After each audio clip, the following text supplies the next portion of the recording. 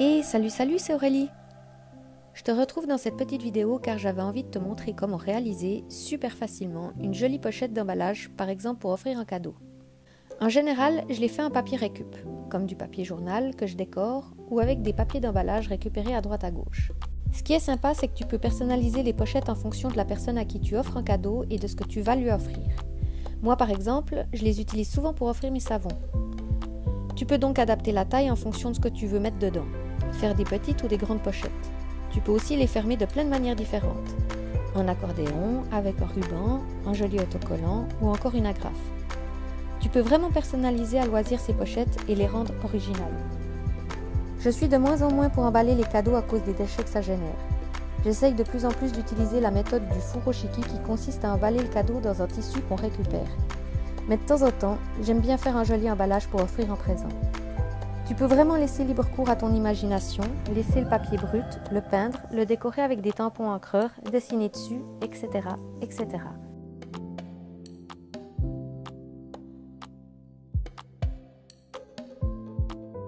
Pour la réalisation, il te faudra n'importe quel papier d'emballage, du papier récup ou du papier journal, de la colle, moi j'aime bien les rollers car c'est pratique, mais tu peux aussi prendre de la colle en stick, de la colle blanche ou encore du scotch si tu n'as pas de colle. Tu prends un bout de papier de la taille que tu souhaites. Tu pars d'une base rectangle que tu vas plier en 3 de sorte à faire une sorte de tube. Marque bien les plis avant d'appliquer la colle, ça facilite la manipulation.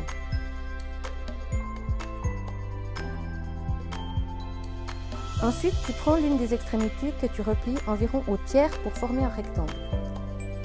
Tu l'ouvres ensuite et ça va te faire un carré. Tu marques de nouveau les plis.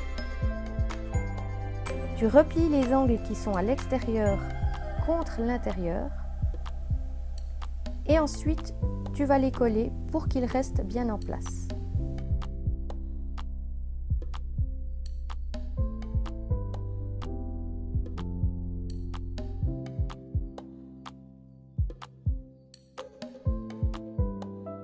Et voilà, ta pochette est prête.